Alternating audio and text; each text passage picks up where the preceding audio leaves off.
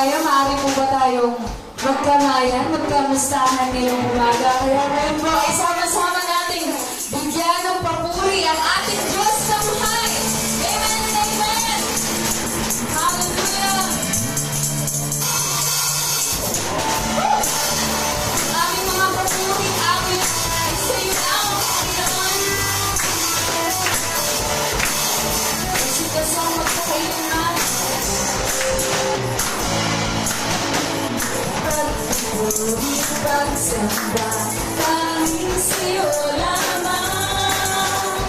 Diyos na makapangyarihan, mapagkailanman. Ang pag-ibig mo'y sapat sa kalinaman. Pagpagpagan ang kabago, mapagkailanman. Kaya ako'y sasambahin, ngalan mo'y sasambahin. Pagkapag-ibig mo ang siyang mahalaga sa'kin. Sa gitna ng kalutan, ika'y mapupurihan. Salamat magpakailanman. Uli po. Pagkakas natin ang ating Panginoon.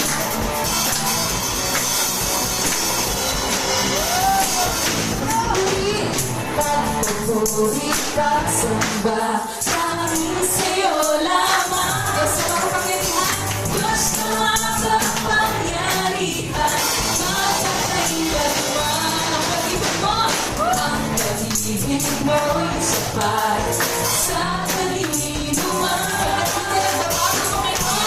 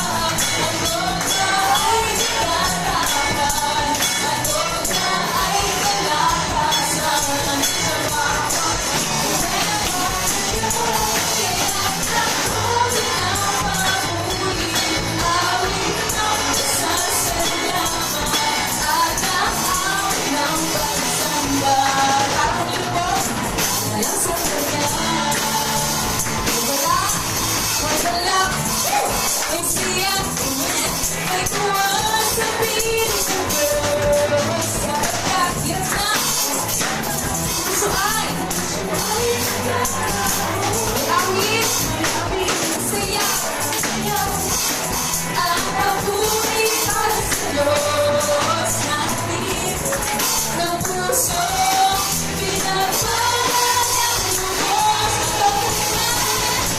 Ito na ay kaya pa, ito na ay kaya pa, ito na ay kalakasan. Sa bawat isang napapalala, awit ang papuri, awit ang pasasalamat, at ang awit ng pagsambay. Para po kanina, dala sa Panginoon.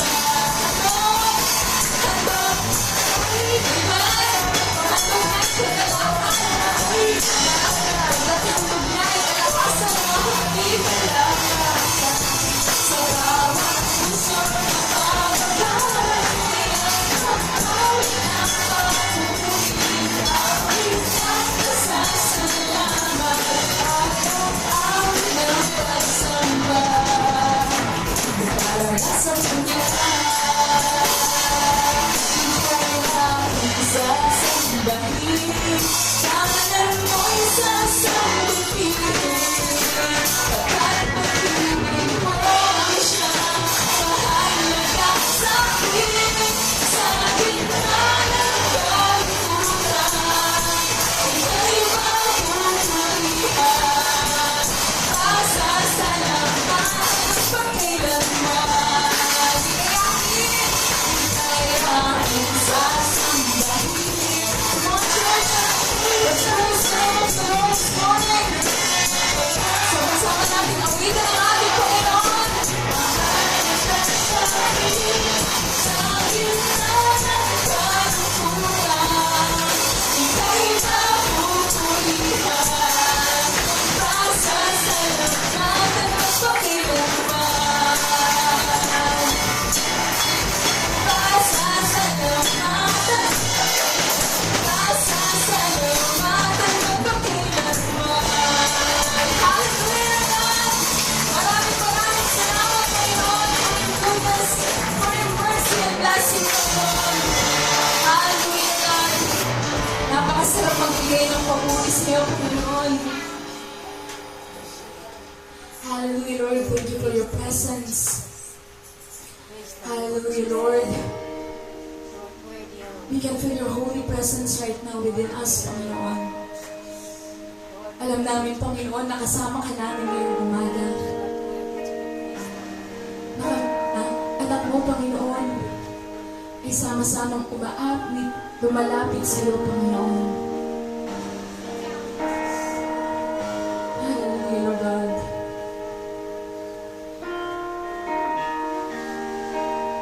Lord, through this song, Panginoon, ang aming mga puso, Panginoon, ay labis nang nakakaranas ng kalungkutan, Lord, ng sakit, Panginoon,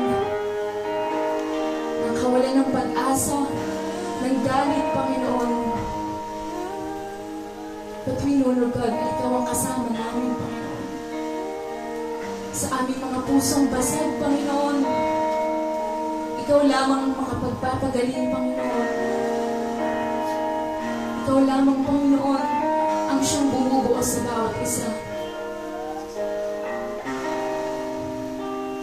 Hallelujah. Sama-sama nating awitan, sambahin ang pangalan ng Panginoon. Jesus. Sa bawat patak ng luha, sa aking kahinaan,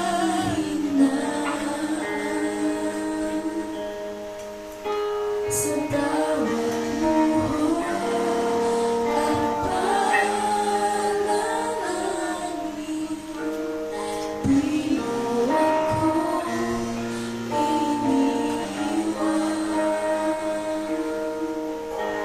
Jesus, ika'y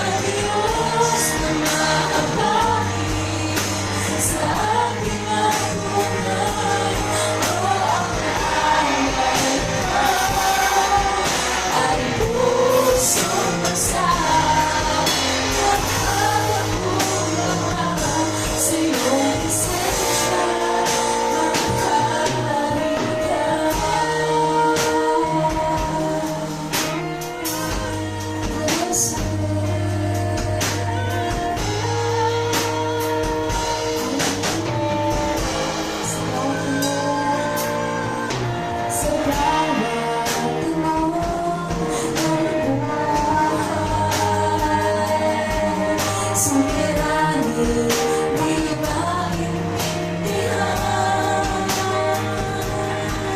Salita mo'y panghahawakan, na hindi mo ko iiwan. Jesus, ikaw na'y halas, itaas ang aking mga kamay sa Diyos na mahabagin sa aking natunay. O ang alay ko ay pusong masahan, nagpapagkumbaba sa iyong presensya. Itaas ang aking mga kamay sa Diyos na mahabagin sa aking natunay. O ang alay ko ay pusong masahan, nagpapagkumbaba sa iyong presensya. Sulit mo ang puso ko, sulit mo ang buhay ko. Ninanais ko ang iyong kalooban. Sulit mo ang puso ko, sulit mo ang buhay ko. Ninanais ko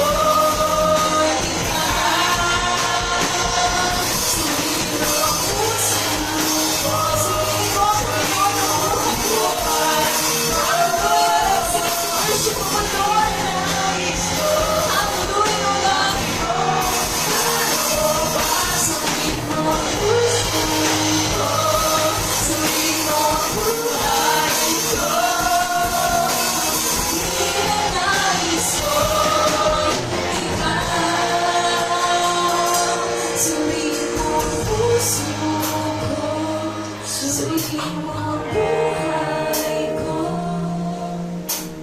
Ninanais ko ang iyong kalooban. Suriin mo ang puso ko, suriin mo ang buhay ko. Ninanais ko ikaw, suriin mo ang puso mo, suriin mo ang puso ko. Come on, church.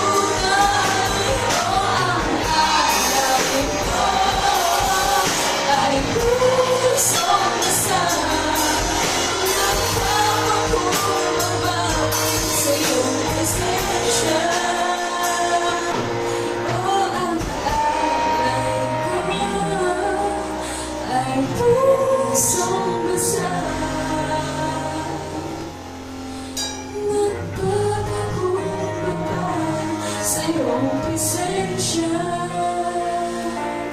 Oh, ang alay ko ay pusong dasal.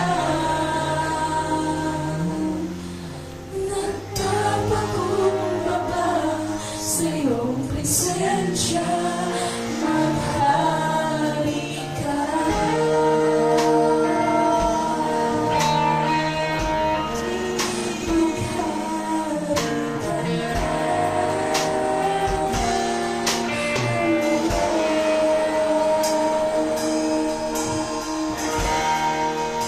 We give you praise, Lord. We thank you, God, for the song, Panginoon, for the worship. Pagdaman, Panginoon, yung mga may nararamdaman kami, Lord.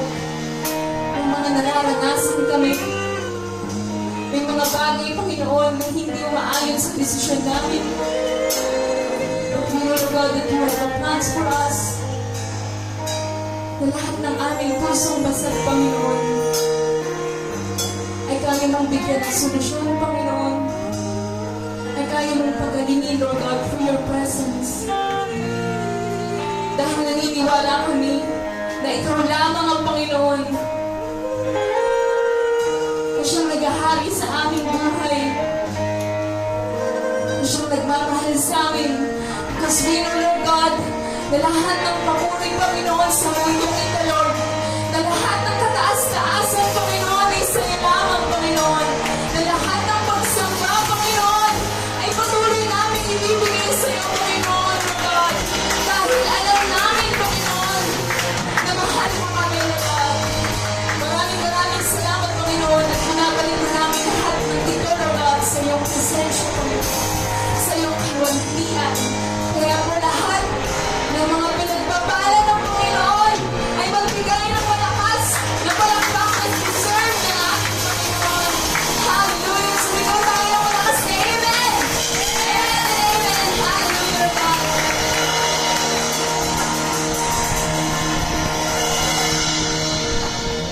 Praise God! Hallelujah! Muna po tayo. Hindi ko pala na i-ano yung pintarador post na post na sa sorry po. Pakikuha nga yung aking pagpitong. Saka yung aking Bible, please. Ayan yung aking Bible. Ayan.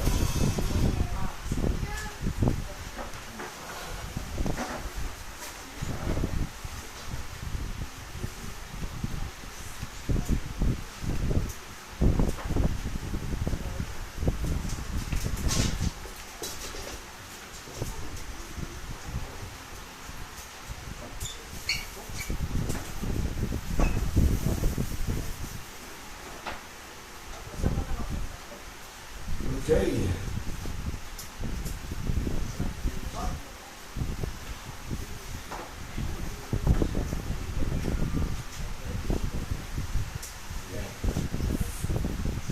Praise God.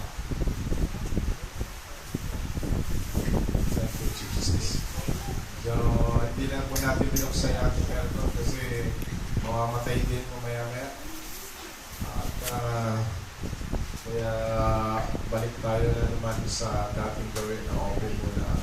Pero kung kayo po ay sobrang nangiinitan, you can open yung pong ating malaking electric fan para pumasok dito yung siguro kasi sobrang lakas siya. Gusto ko na nga rito ilagay yan karang gano'n.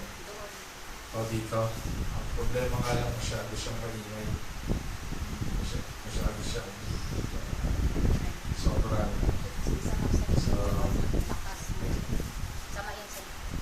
sige po. Magandang umaga po sa inyo lahat. Amen! Magandang umaga po sa inyo lahat. Amen! Para yata bitin pa ako sa awitan. Bakit po? Kasi yung aking pong kagabi pa kanina pong mga madaling araw, yung aking pong preaching ay tapos ko na po yun by 2 o'clock. Tapos po ng aking isisip nabura lahat. Sabi ko, my goodness, ano ba nangyari? At ulit na naman ako. Hanggang alas 4. Tuloy talaga. Pag-save ko na naman, dalawa ang natira sa problema na talaga ito aking laptop. Kaya early in the morning, pag-isip ko kaninang umaga, wake up may tawag dito, alarm at 6 a.m. Balikwas ako. Dito na po ako natulog sa stage. Pag late po kasi ako natutulog, dito na po ako natutulog sa stage. Nasabi ko sa Panginoon, dito muna po ako matulog sa iyong presensya. Dito po ako natutulog, nakaano lang po ako dyan yung aking ginagamit para sa prayer, yung aking malit lang na sapin dito po. Para mabilis ako magising ako nagdala. Kaya hinahabol ko yung aking preaching at minamadali ko para kahit 2 beses na mura. Napagalitan ako ni Pastora, sinasabi niya, isave mo bawat gawa mo. Ginagawa ko ngayon, kaso nabukuran namin. Hindi ko maintindihan yung aking bagong laptop na kailangan ko na talaga na laptop na dito yung pindot-pindot lang yung touchscreen. Sige po, tayo po ay mas maganda po ay let's arise and as I read the Word of God sa ating pong kalagitnaan ngayon para po sa gano'n ay magbigay sa atin po ng kalakasan sa bawat isa as we read yung paunang pagbasa ng salita ng Diyos. Sige lang, may paunang pagbasa yan. Okay.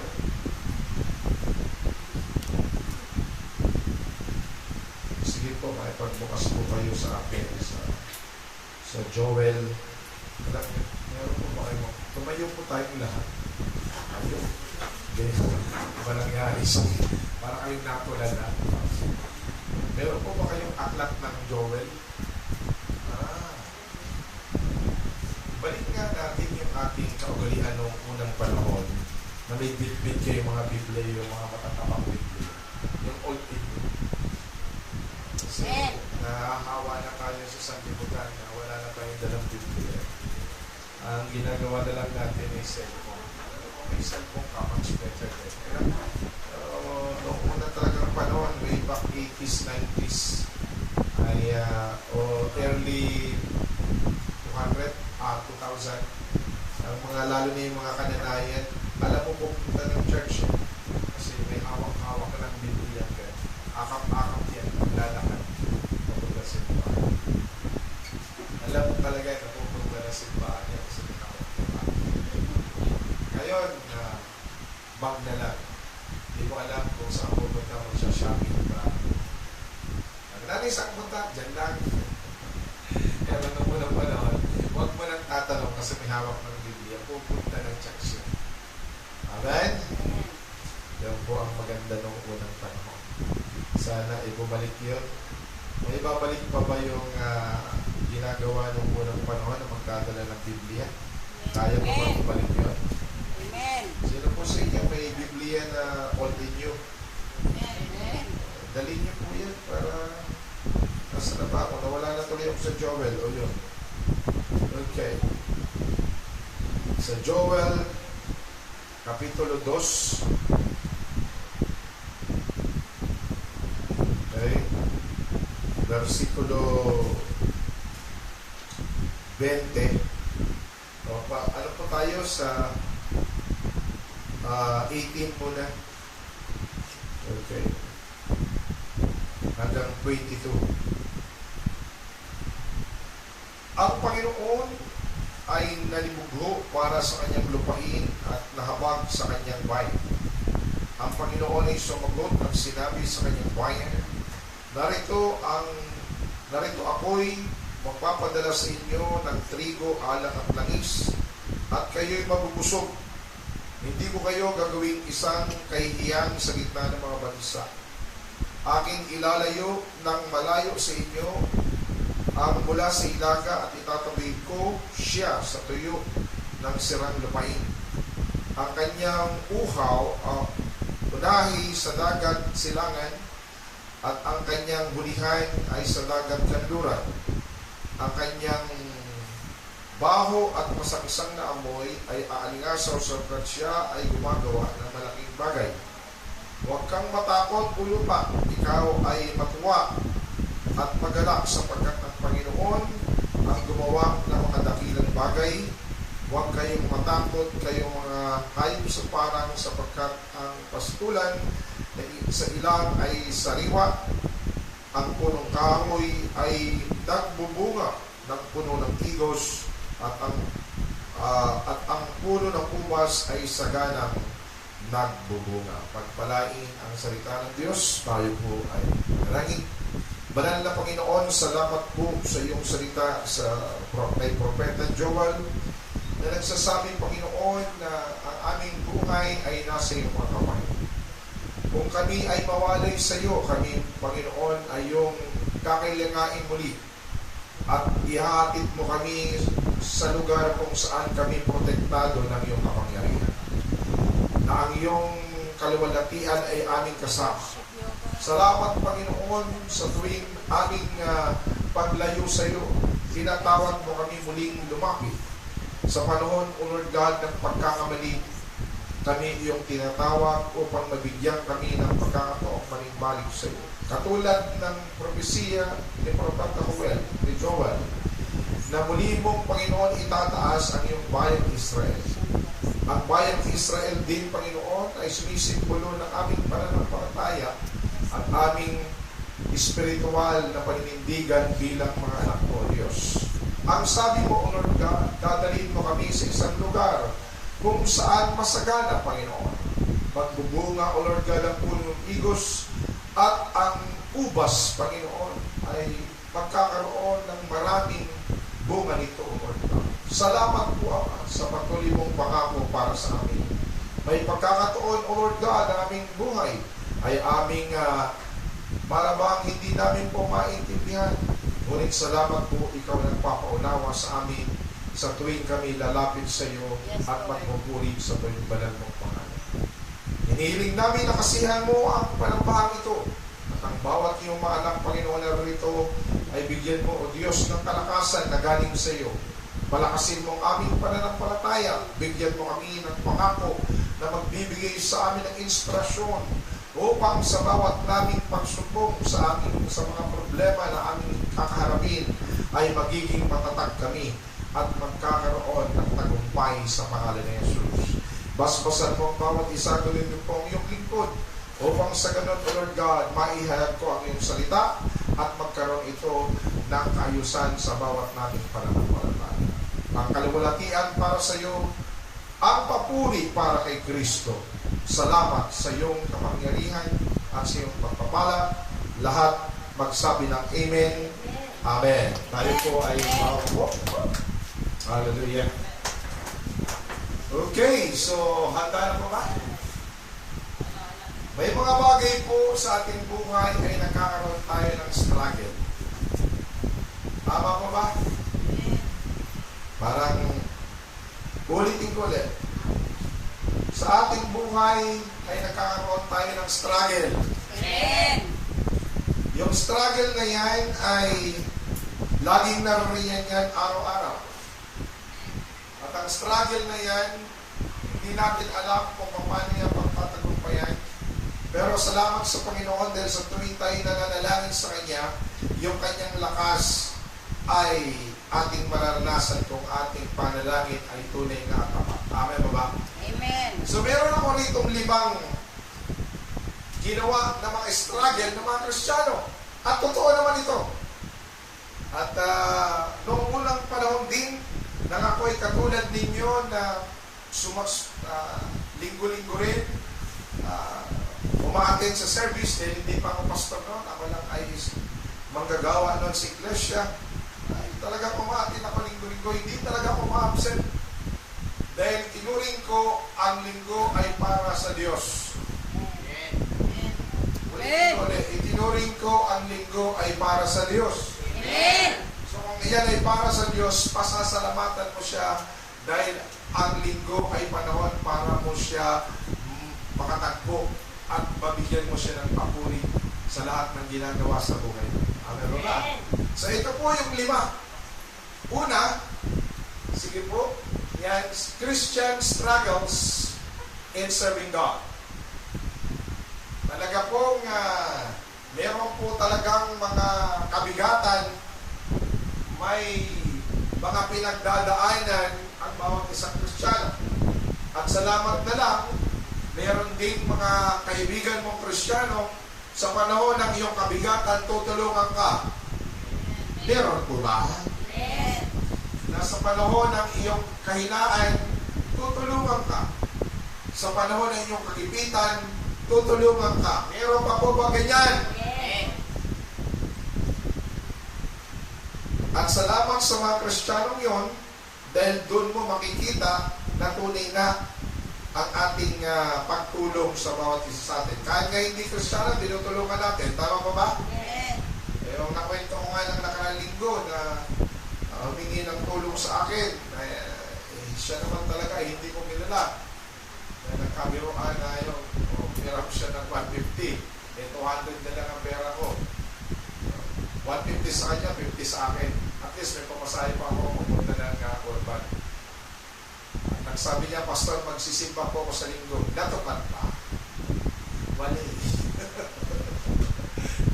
Nangako siya. Kaya salamat po, Pastor, sa 150. Ay, kayo po talaga ang iniisip ko para tumulong sa akin. Praise God. At tinataon mo talaga ng Lunes. Then, alam mo, pag Lunes, may offering si Pastor. At pwede kang makahirap. Hindi naman po. Tuwing Lunes talaga yan. Minsan, lilipas mo na isang buwan, magpapakita na naman sa kanya, Lunes siya. Kakatok yan dyan. Pastor, uy, magandang umaga. Baka pwede po. Oh, alam ko na. Parang yan yung nag-date eh. Napanood niyo po ba yung nag-date ay sa YouTube? Yung lalaki ay mahina ang pandinig. Napanood niyo po yan? Sa YouTube? Wala ka pala. Tapos may ka-date siya, ang gandang babae. Yung babae, hindi niya alam, medyo mahina pandinig ng lalaki. Kumain sila sa exclusive na restaurant. Dumating ng babae. Sabi ng lalaki, salamat, dumating ka!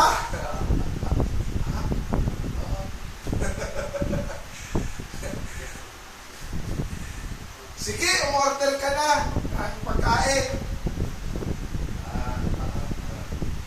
Ito order ko. Lakasan mo, hindi ko marinig. Siguro siya. Order ako na marami siyang in-order. Hindi ko nga marinig, lakasan mo! Sumigaw na rin yung babae. Sinabi yung mga order, ano yung drinks mo? Nagsabi na rin. Sabi niya rin sa waiter, waiter! Kumuha ko ng order! Sumagot na waiter, alam na namin ang order mo! Alam na ng chef! Kanina pa, hinahanda na! Isa lakas mo naman ang sumisigaw ba naman siya? No, kasi nga, hindi nga. Sabi ng babae, pwede bang magsihan? Ano yun? Pwede bang magsihan? Ano nga yun? Pwede ba magsihan? Sige, magsihan ka lang! Parang ganun ba? Na alam mo na yung mangyayari din, hindi nga nakakarinig. Parang nawala yung kayo. Kala ko nawala kayong dalawa. Nasaan si Shandy?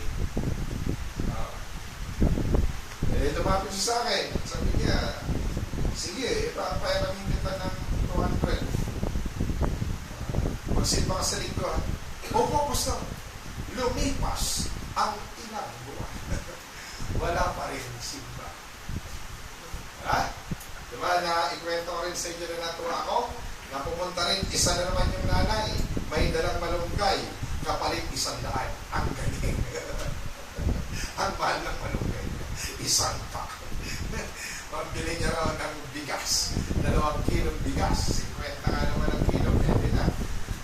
Binigyan ako ng bigas. Natawag ako.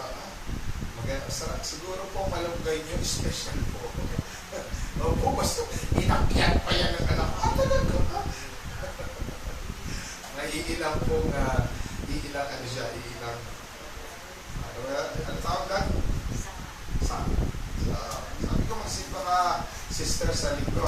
Oo, pastor, lumipas ang ilang buwan. So marami talagang struggle ang bawat tao. Ganon din ang Kristiyano. Amen po ba? Marami talaga. At kahit mga pastor, maraming strength. Lahat, kahit mga politician, lalo ng ating presidente, maraming struggle yan. Dahil kailangan niya maging matatag para kanyang pangunahan ng ating bansang Pilipinas. Sige, basa po tayo.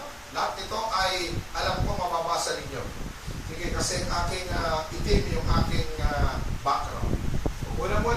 Unang Pedro 1:17 at lahat magbasa 1, 2, 3, go! Pedro, dapat ninyong itagalak kahit na maaaring magdanas muna kayo ng iba't ibang pagsubok sa loob ng maikling panahon. 7. Ang ito, magabat na sisira ay may pinakalakas sa lima naman, ang inyong pananampalataya na higit na mahalaga kaysa sa ito ay sinusubok upang malaman kung ito'y talagang tapat.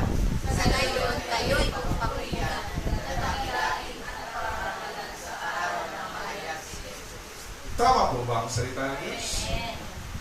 Ang Kristiyano ay katulad ng isang ginto. Alam naman po natin na ginto may kanya-kanyang halaga ito. Hindi ibig sabihin ng ginto pare-pareho ng halaga. Tama po ba? Tama po ba? At ang pinakamahal na ginto ay galing sa bansang Saudi.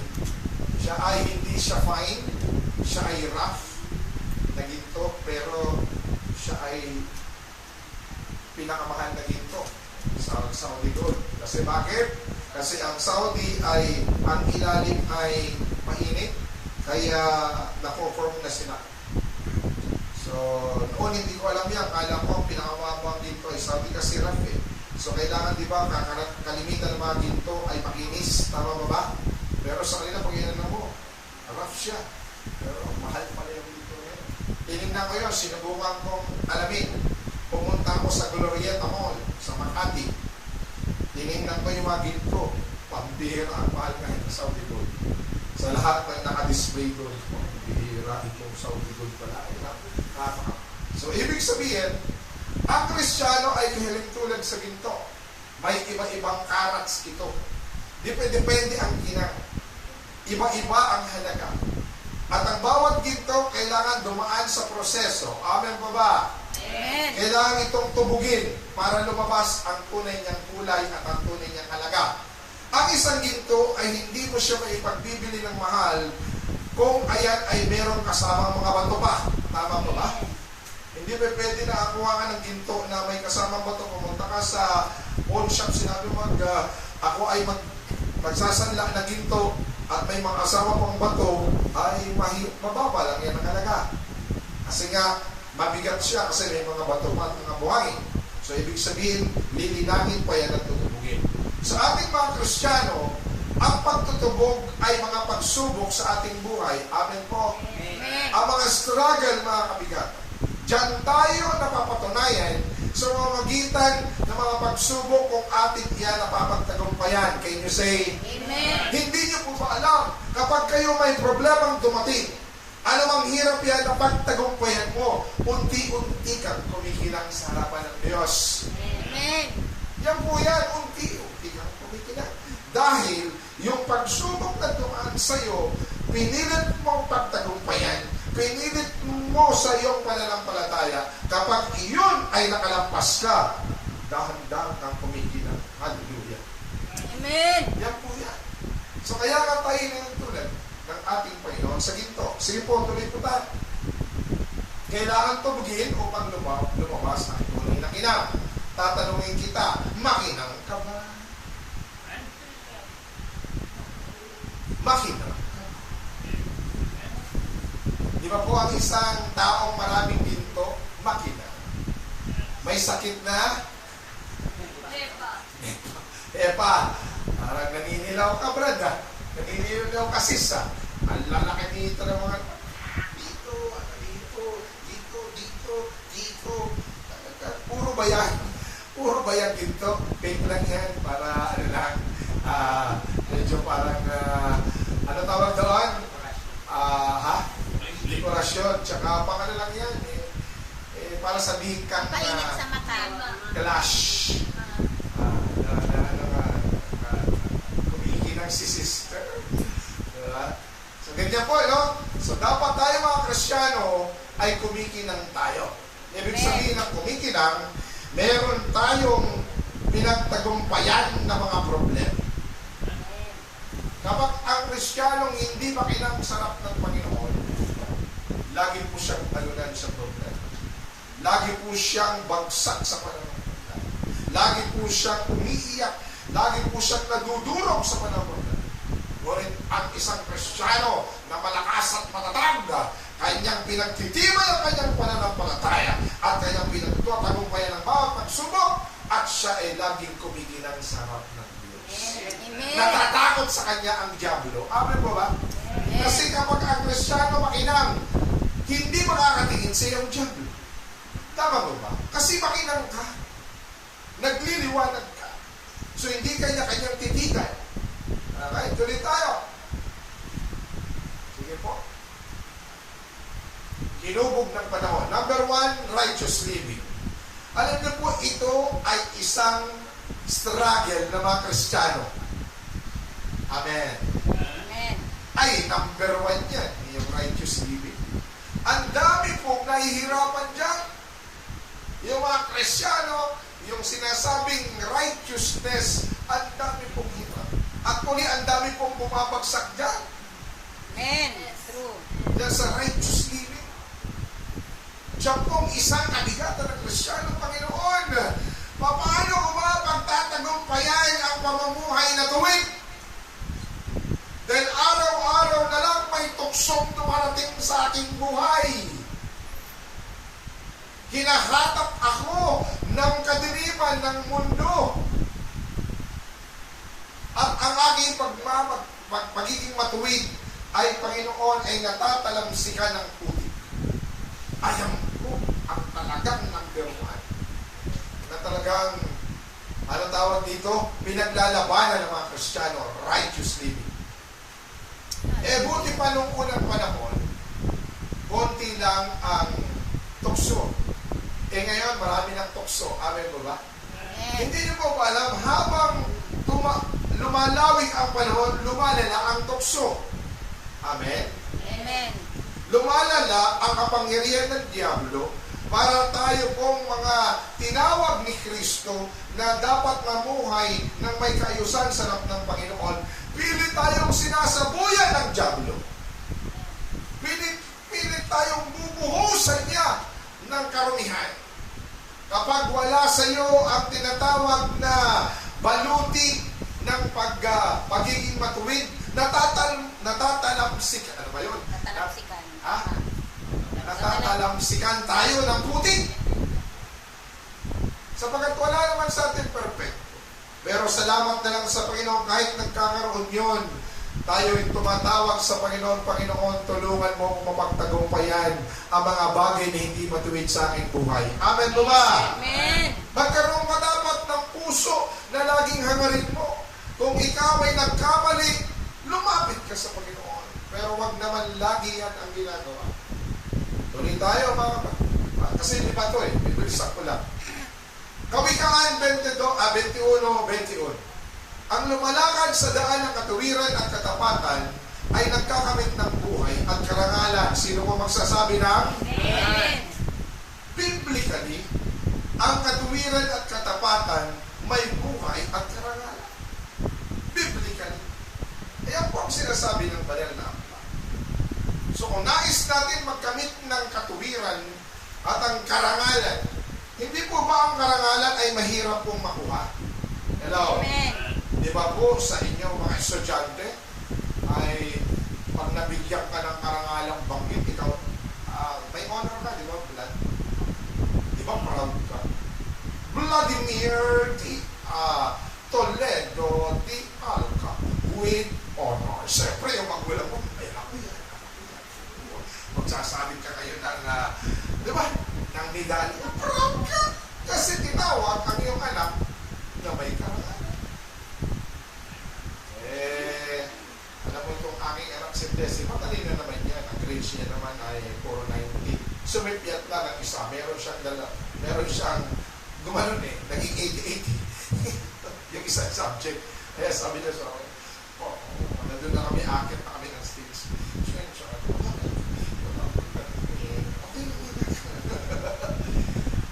Average ka ay almost 94 or something like that. So, pero kasi 95 yata ang with honors mataas Ang 96, 97, high honors yan Ha?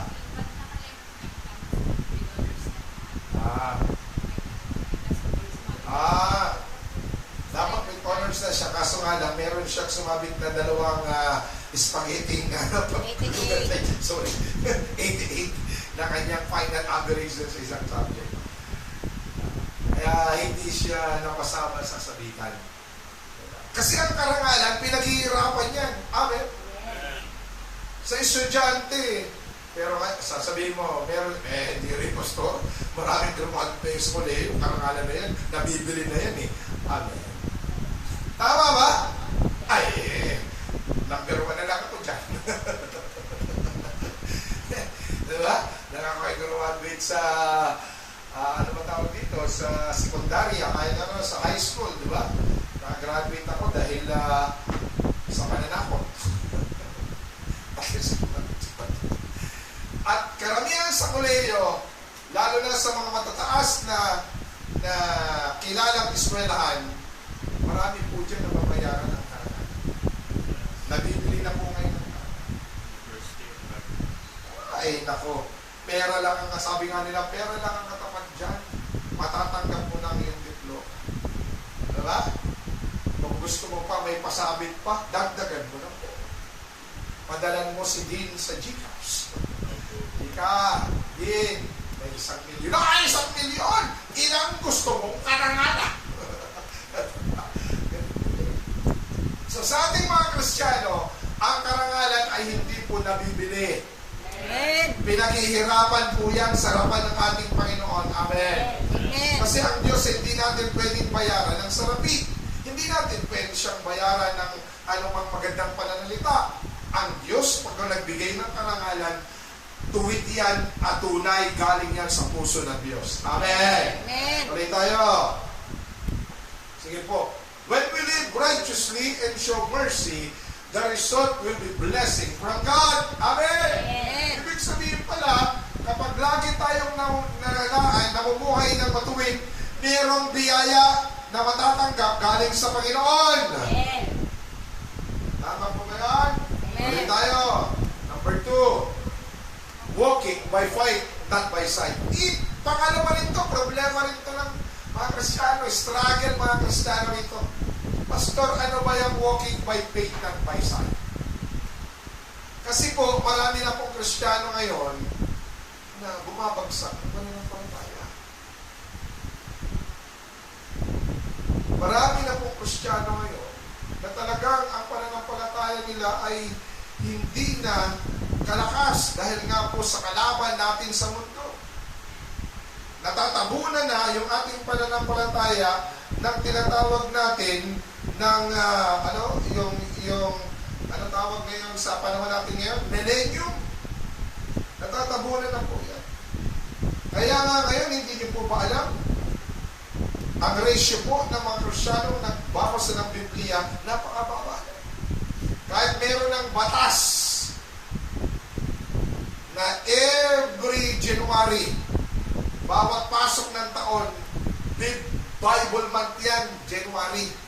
Sa buong Pilipinas, nasa batas po ng Pilipinas yan. Dapat, ang nakasaad doon sa batas, ang lahat ng mga tao magbabasa ng Biblia sa panahon ng January. Pero wala naman din ang batas. Minsan, nagbabasa lang pang Sunday. Ano po ba yung walking by faith at by sight? Ito po po yung walking by faith, ito yung mga taong kahit talaga silang nasasaktan at nahihirapan, ang kanilang pananampalataya ay hindi masasaling. Kahit anong hirap. Amen. Amen. Hindi sila lumalakad ng kanilang mga nakikita at nararamdaman. Sige po, pakita natin. Ikalawang Korinto 5:7. For we walk by faith, not by sight. Ano ba yan? Sige po. Laging magkatunggali ang paglalakad ng pananampalataya. Ang mga nakikita mo at nararamdaman mo, ang pananampalataya ay spiritual. Tama po ba? Magkatunggali yan, yung paglakad ng pananampalataya at yung nakikita mo at nararamdaman mo. Kasi ang pananampalataya, spiritual. Sige po. Ngunit ang mga nakikita mo sa iyong physical na pagkatao ay nanggagaling sa iyong obserbasyon. Tama po ba yun? Yun ang tinatawag na live by sight. Kumbaga, yung namamahala dyan, kung ano ang nais at gusto ng iyong katawan. Hindi po nais ng iyong espiritu. Kaya nga sabi ni Apostol Pablo, kayo'y lumakad sa espiritu, huwag sa nais ng iyong laman. Huwag sa gusto mong mangyari, dapat sa gustong mangyari sa Diyos sa buhay mo. Amen. Ngunit ngayon, mas mataas ang porsyento na karamihan sa buong mundo, ang tao ay gustong lumakad sa sarili nilang gusto, hindi sa gusto ng Diyos. Tama ba ba? At kasama na rin dyan ang Kristiyano. Dahil tayo po ay naapektuhan ng sistema ng mundo. Kaya tayo na rin ay lumalakad ayon sa ating nakikita. Tama ba ba? Hindi ayon sa ating pananampalataya. Kung ano ang ating nakikita, ayun ang pinapaniwalaan mo. Ngunit yung hindi mo nakikita, ay mahirap paniwalaan ang hindi nakikita. Tama po ba? Tunay ba yan? Mahirap paniwalaan ang hindi nakikita.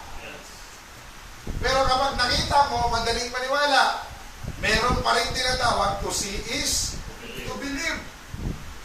Ayan po ang motto nino. Sino pong disipulo ni Jesus na motto yan?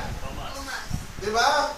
Sabi ni Thomas, maniniwala lang ako na sinasabi niyo, Pedro, kung nabuhay talaga si Jesus na ating guro, kung makikita ko yung butas sa kanyang kamay at masasalan ko ng aking mga daliri yung tusok na tinusok sa kanya ng Romano na sundalo sa tagiliran niya. Maniniwala ako. Napagkabanggit niya nga, alam niyo ng Panginoon, kaya sa pangalawa nilang pagkikita, sabi ng Panginoon sa Kristo kay Thomas, Thomas, damit mo ang butas ng aking kamay. At ang iyong daliri ipasok mo sa aking tagiliran. At bigla siyang lumod at umiyak. Naniniwala na po. Karamihan ng tao ganon. Karamihan ng Kristiyanong ganon. Mas binabubuti nilang maniwala sa nakikita nila kaysa hindi mo pa nakikita. Sapagkat ang lahat ng hindi nakikita, spiritual na bagay. At kailangan mo dyan, kailangan mo ng hindi nakikita, kailangan mo ng pananampalataya. Amen! Yung mga pagpapala, hindi pa natin nakikita yan eh. Kailangan mo magtrabaho para makita mo ang sweldo. Tama ba? Hindi ka pwedeng sweldo kapag hindi ka nagtrabaho. Tama ba, engineer yun? Pag mo pupunta ka sa HR, sasabihin mo, ma'am, sweldo ko po. Ay, sandali lang engineer. Nag-lead time, ikaw ay umabsent ng isang buwan, pag hindi ka ng sweldo. Ay, hindi na pwede yun. Kasi lahat ng sweldo mo depende doon sa iyong time card. Time card, tama ba? Pag wala kang time card, wala kang sweldo. Tama? At doon pa binabawa sa iyong time card ang mga leave mo.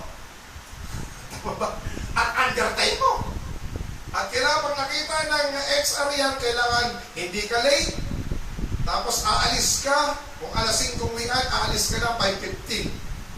Hindi pwedeng umalis ka ng 4:55. under time yun. Tama ba? At pasasahuran ka nila, ayon doon sa tinanabahan mo. Ganon din ang spiritual. Matatanggap mo ang approval ng Panginoon kapag ang iyong pananampalataya ay tumataas ng tumataas ng tumataas ng tumataas at matatanggap mo ang lahat ng biyaya na galing sa Diyos. Amen. Yun po yun eh.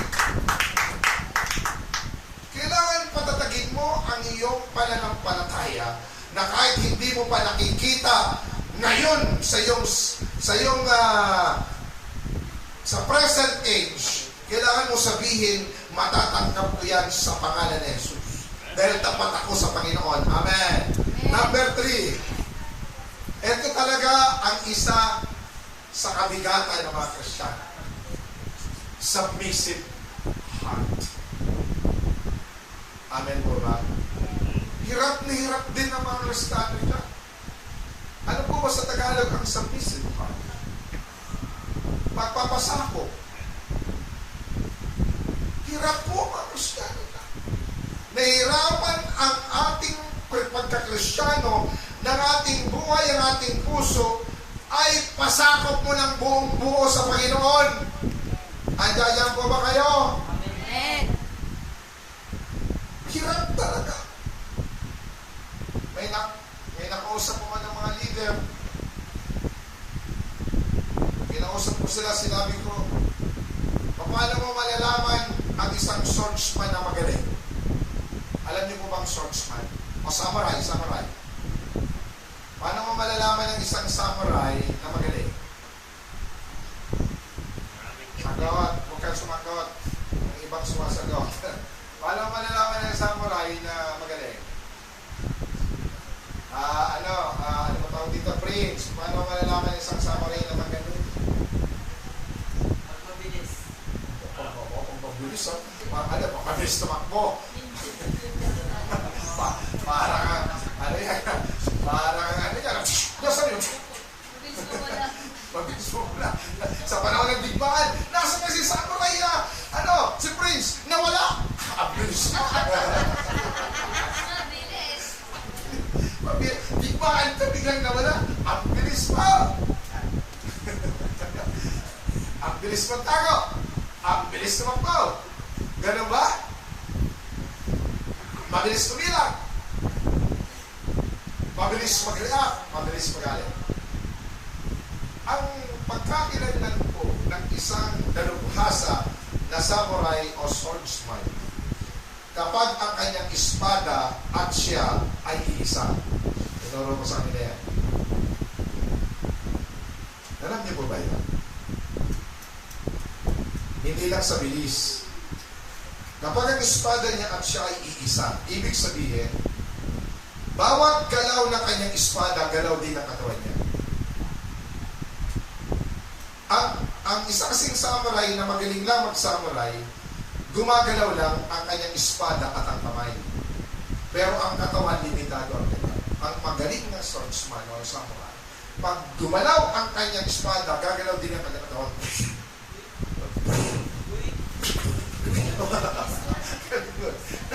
Mabilis. Sumasabay ang katawan niya doon sa ano na kanyang kaya hindi siya tinatamaan ng mga umaatake sa kanya. Kasi pag sangga niya, andun ang katawan niya doon sa sinasangga niya. So hindi siya tatamaan.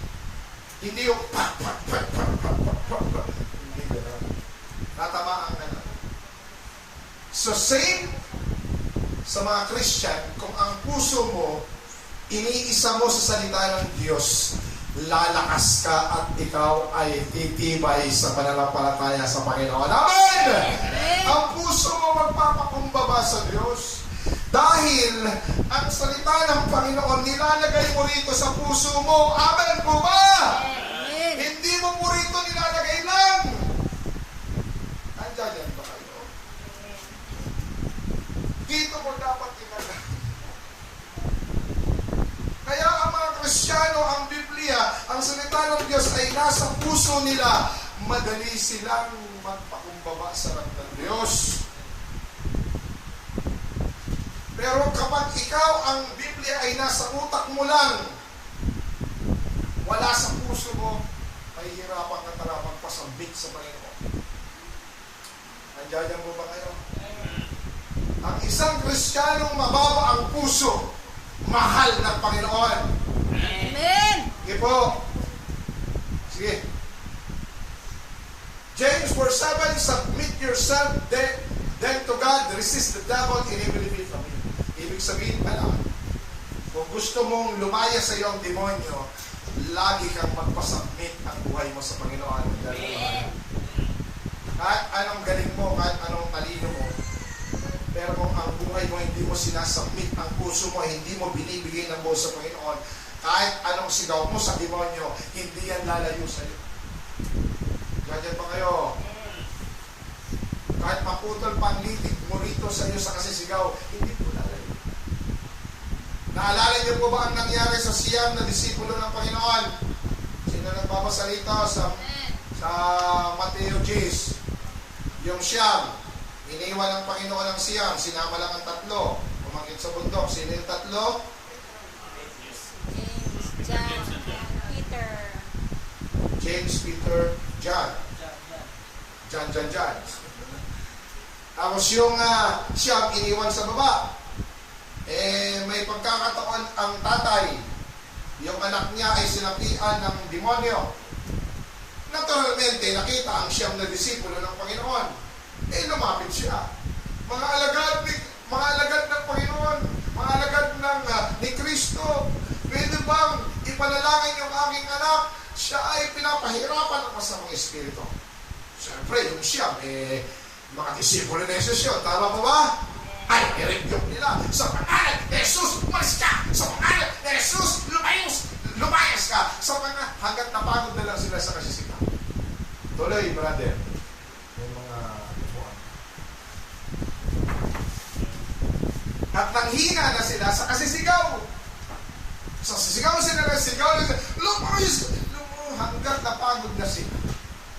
At ang bata, kawawa naman, tinatapon lang, paikot-ikot lang, pinapahirapan ng demonyo. At ang mga disipulo ng Panginoon na siyam, doon na lang sa sulok, tinitingnan na lang ang bata, wala na silang magawa. Bakit? Bakit kaya?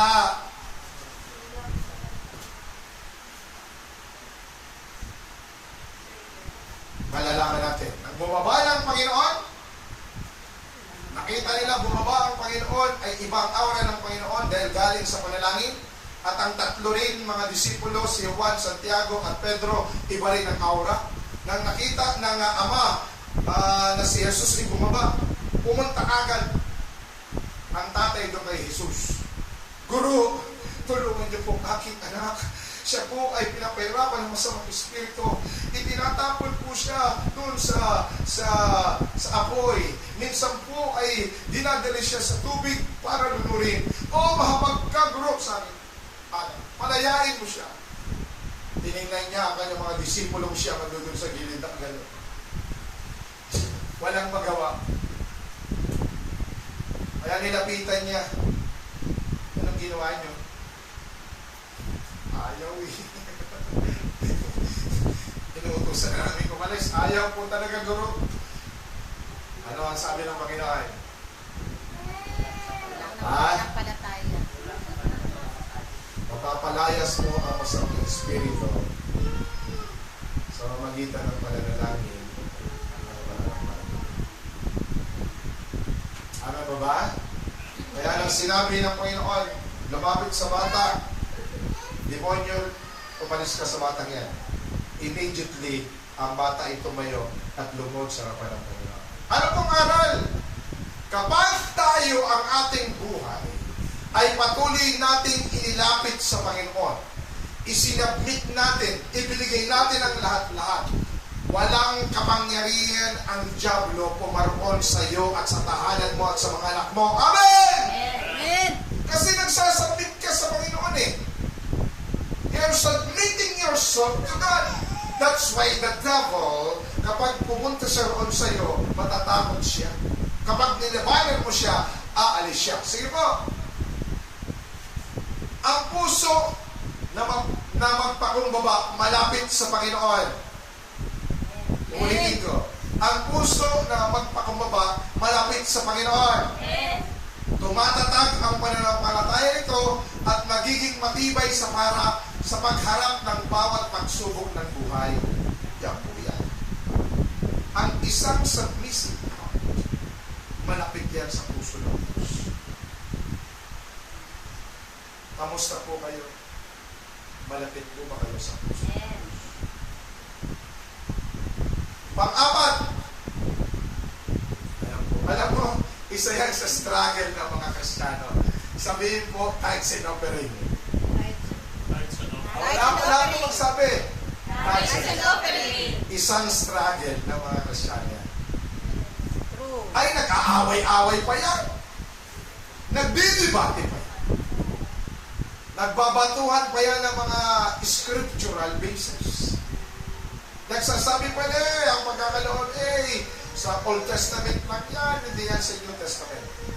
Hindi na kompleto ang Biblia kung walang Old Testament. Amen ba ba? Kaya nga tinawag na Biblia. Bakit po tinawag ang Biblia? Dahil kompleto siya. May Old at New. Amen. Ulitin ko ulit. Bakit tinawag ang Biblia? Dahil buo, may old and new. Hindi mo may pwedeng paghiwalayin ang luma at saka bago. Amen. Dahil ang luma, yan ang mga propesiya sa magaganap sa bago. Amen. At ang bago, katuparan ng mga propesiya sa luma. O bakit mo paghihiwalayin? Kaya kasi minsan ng mga Kristyano matatalino. Hindi ginagamit ang puso, ginagamit ang utak. Nagre-reason out. Nangangatuwiran ang utak. Pero ang puso, malayo. Kasi kailangan ng Panginoon ang puso umanawa sa salita ng Diyos. Amen! Amen. Hindi po reasoning. Talaga dahil yan, tithes and offering, grabe yan, pinag-aawayan talaga yan. Marami nga yan nababasa. Meron po kong 4 po. Doon ako'y nagpasan ni Mami doon sa baba. Kaya Sister Dayang dati. Payatas na naman ito. Payatas full gospel doon sa Everlasting. Doon yata, may dalaga pa ito. Pag ito si Lester, ay medyo hindi pa ganyan na puti ang buhok. Puti na ba buhok mo yun? Puti na. Si Vladimir, wala pa yan. Dalaga pa kasi ano. Maligid-ligid pa si Jeruel. Wala.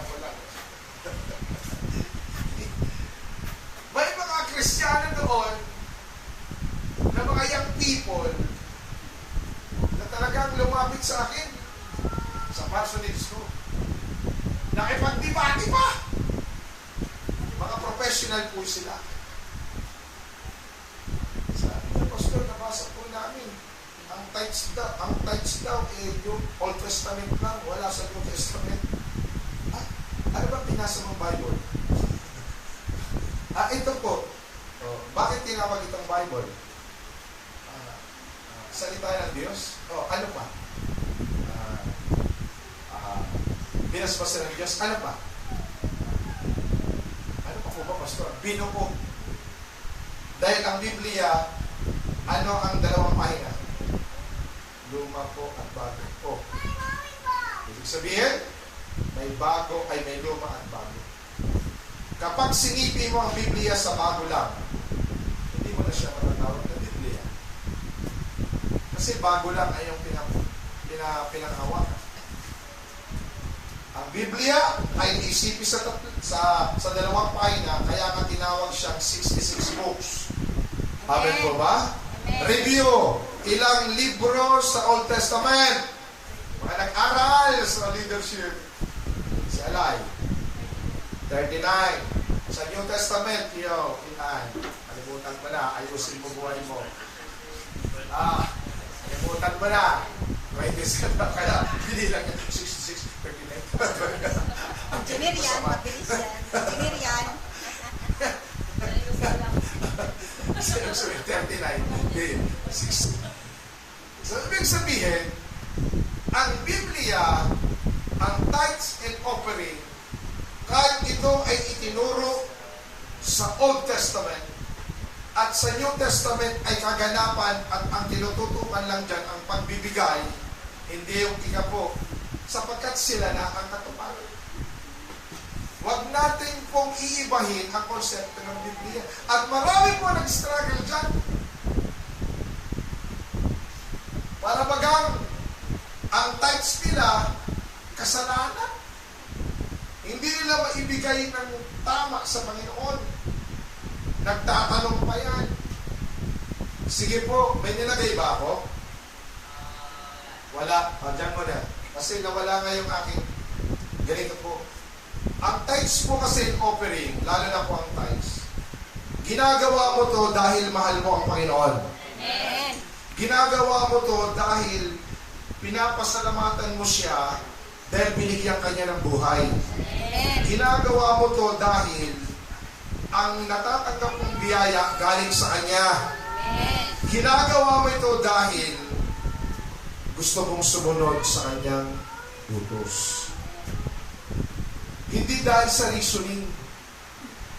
Kaya isa talaga yung struggle sa church. May naatinan din naman ng church talaga. Grabe.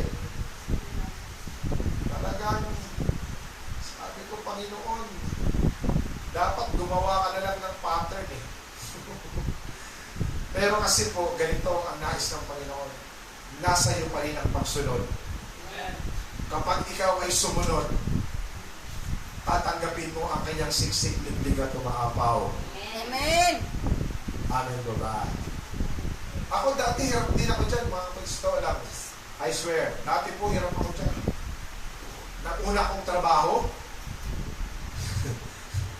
siyempre, malaki ang aking sweldo. Noon, nang binata pa ako, hindi ko pa ito, girl ko na makita na nung binata. Ay, hindi pa kita girlfriend. May iba pa akong girlfriend na.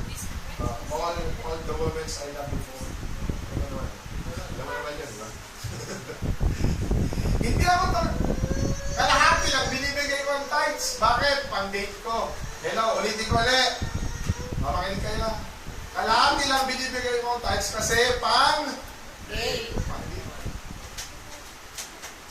Sabi ko, Panginoon, naiintindihan niyo naman eh. Ay, hindi talaga. Pero nang tinawag ako ng Panginoon, simula nun, lampas pa sa binibigay ko. Kahit wala na nga, binibigay ko talaga sa Panginoon. Ang ganda po kayo. Kasi mahal ko ang Panginoon. Marami nga akong testimony niya. Kapag ako binibigay ko ng sakto at minsan ay kalimitan ay lampas pa. Amen. Ang natatanggap namin sa Panginoon, doble-doble. Lalo na ako. Hindi ko nga maintindihan. Di ba yung testimony ko sa inyo, ulitin ko na ulit, di ba? Yung pumunta ko ng District 4, ang pera ko lang po nun, 30 pesos. Ay, hindi naman, 40. Papunta ko at pauwi.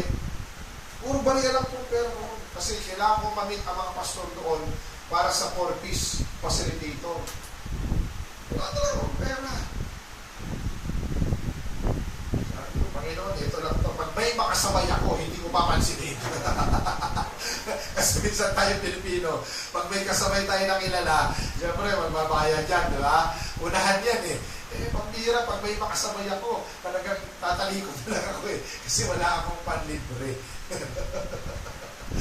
Kasi nga, ang mamasahe ko nga eh, tama-tama lang, pupunta rin, pabalik. Mamaya, pwede rin naman, pagkakwentuhan ako, bayad ka na ba? Ako,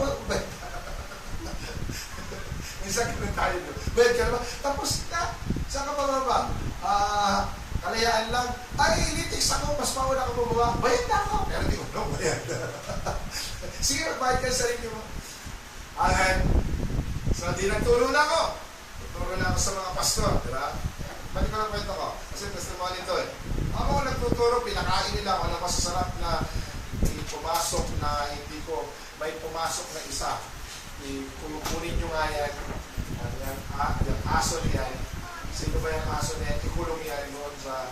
May nagbukas ng pinto namin. Here! Here pala ako pa. Ako sa kanyo. May nagbukas ng pinto. Sino kayo?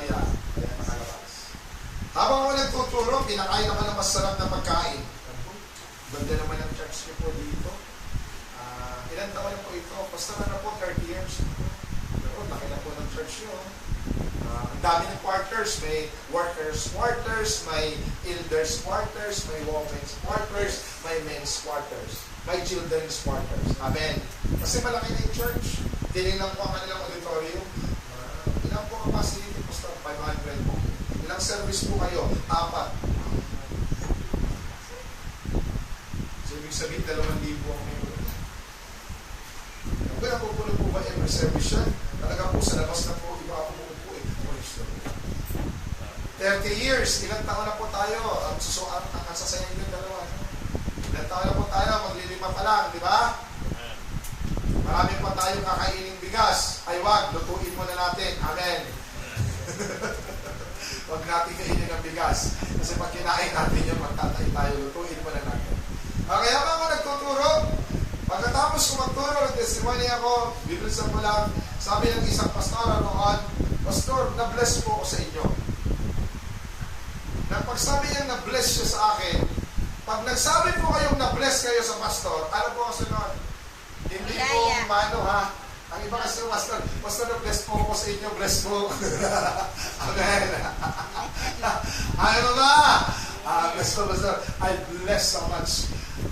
Siya pagsabi niya, pastor, na-bless po sa inyo. Bunot ng pitaka haba.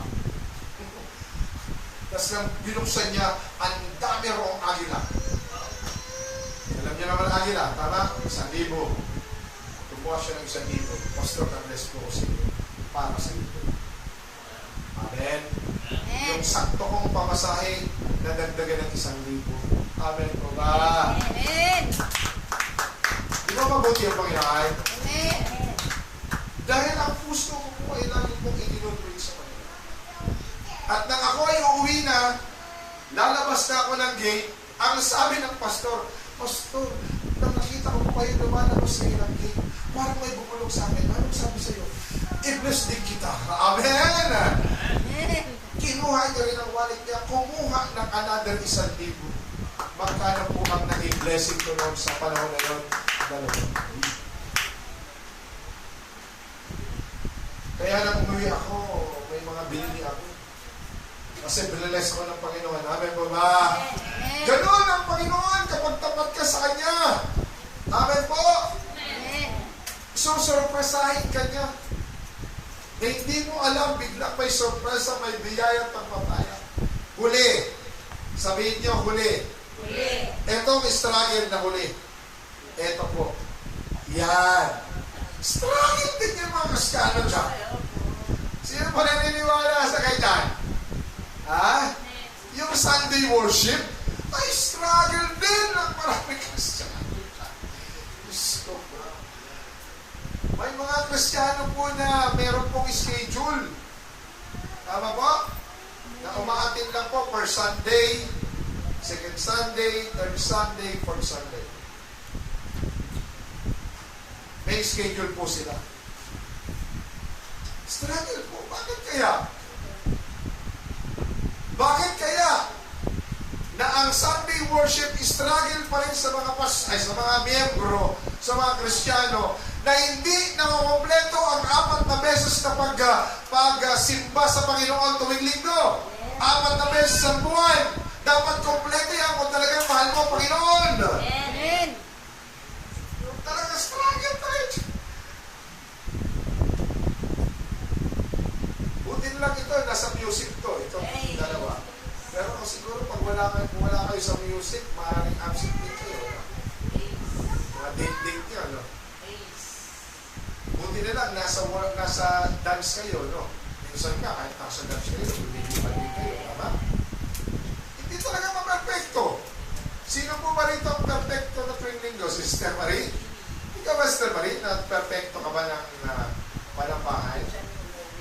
Pag umuwi pero pagka-judge ka lang, perfecto ka sa si Sister Esther, na perfecto ba? Kasi uwi-uwi na rin. Sino po rito naka-perfect dito sa atin sa loob ng 4 na taon? Pag ayan, hindi na perfecto, rapture na. Pambira, hindi pa lagi yan eh. Pambira naman, no?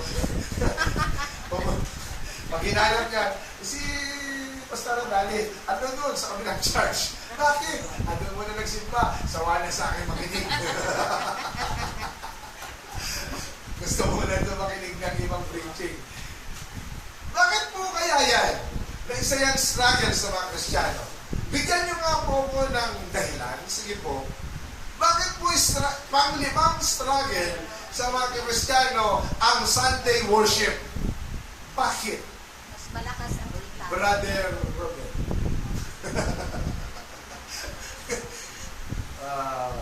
Pastor, may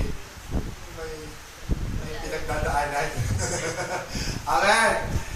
Amen. Tama? Pastor, may dahilan. Hindi ko po pwedeng sabihin. May dahilan talaga, Pastor. Tama?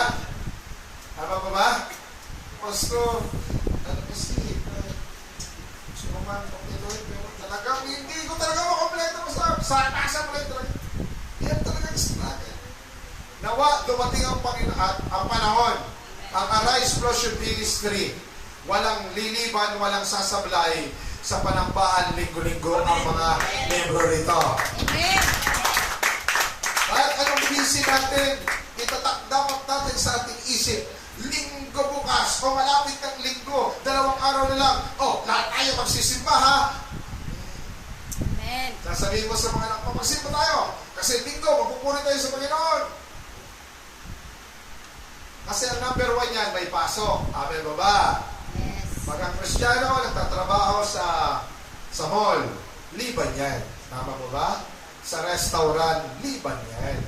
Kasi maraming ano dyan eh, maraming customer.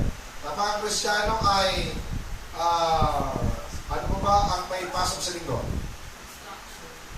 Ay, hindi. Ang construction, wala pang pasok na linggo. Grocery. Grocery sa mga tindahan.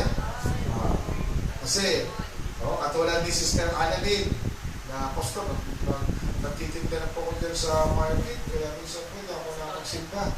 Ano pa po? Call center? May pasok pa po hindi ko call center? So, ibig sabihin, ang isa sa nakakaliban sa mga Kristiyano ang trabaho. Tama ba? Kasi may trabaho. Pangalawa, may negosyo. Yes. Tama ba? Pangatlo, may espesyal na lakad. Amen. Okay. Panglima, tinatamad. Amen ba ba? Ay, nagdag pa pala natin. Huwag na, kahit naman umuulan eh. Kung gusto mo talaga magsimba, magpapayong magkakapote. Amen ba ba? Pambira kayo eh. Doon nga po na, saan ba yun yung revival na nangyari? Sa Haiti. Kahit po bumabagyo sa kanila. Hanggang dito na po ang baha. Ang suot ng mga Kristiyano na mga babae hanggang dito pa rin. Lumulusong sa baha. Saan kayo pupunta magsisimba? Bagyong-bagyo. Amen?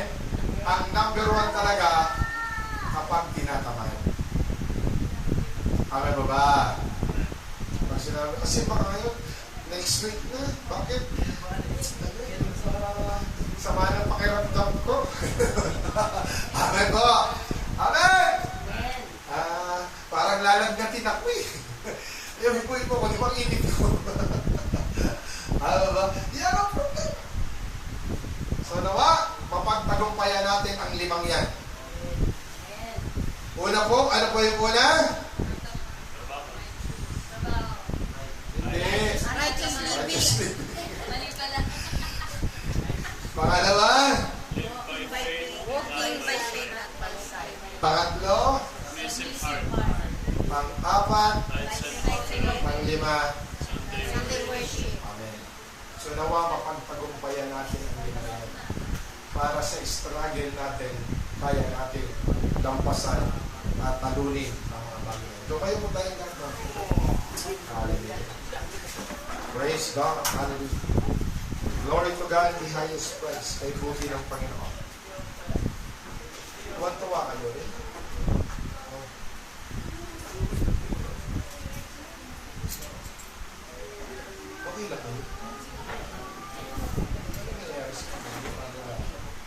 tayong lahat na may sa your glory. Nawa sa bawat araw nating maglilingkod sa Panginoon. Atin ipaglaban ang ating pananampalataya.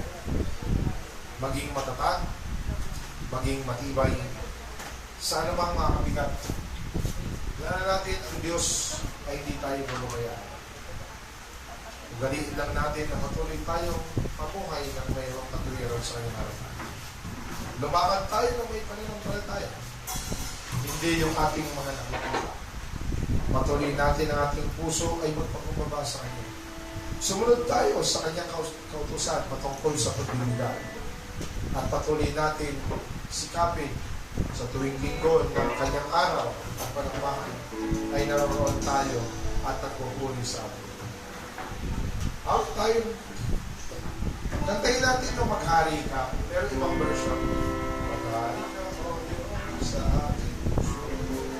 Meron ba gano'n, ate?